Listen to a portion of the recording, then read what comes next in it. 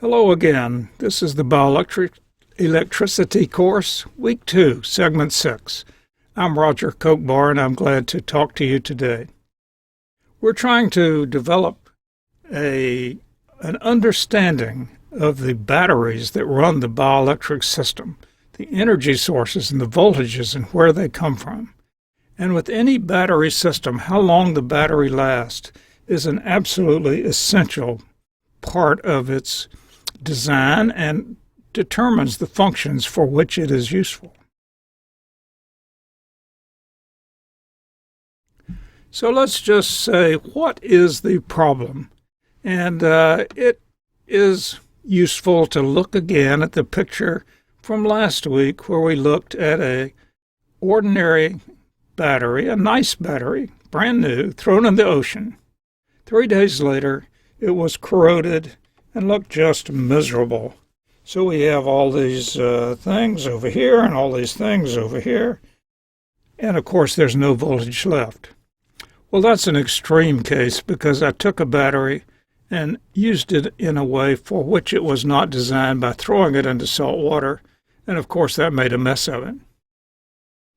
However, if you think of batteries that are made by humans, normal batteries, if you use them continuously, even in their intended function, many of them will stop working in just a few days.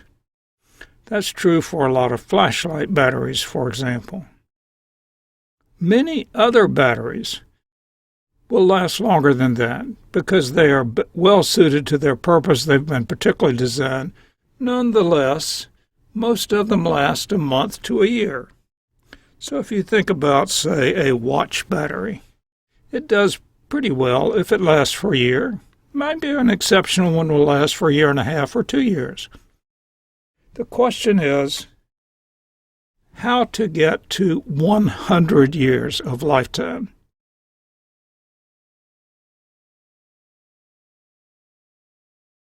Now, we know, of course, that various kinds of engineers and other chemists, other analyzers have worked hard to make batteries, and indeed the batteries that we have are miraculous, the man-made batteries.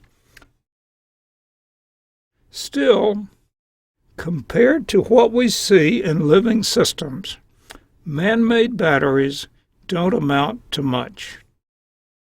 If we look at these pictures, on the left,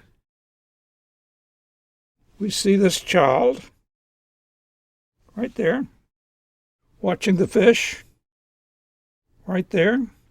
Both are highly electric. Both have very reliable systems. We're expecting the electricity in this child to last as long as that child lives, and we hope that's 100 years. We're expecting the electricity in this fish to last as long as that fish lives. I don't know how long that would be, but maybe it would be several years.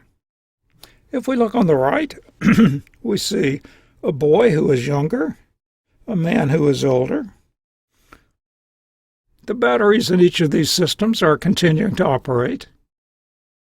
And so as these two people share cereal at breakfast, the younger one seems to like the cereal on the right better than the cereal on the left.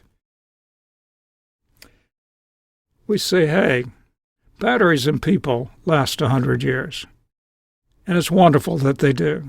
So I'm going to ask you to use your imagination as next time you see somebody, and that is when you look at them, of course you'll see the normal person, but in your imagination, I want you to picture billions of sodium-potassium pumps, billions of them scattered throughout all the electrically active systems in that person, in their heart, in their brain, in their nervous system.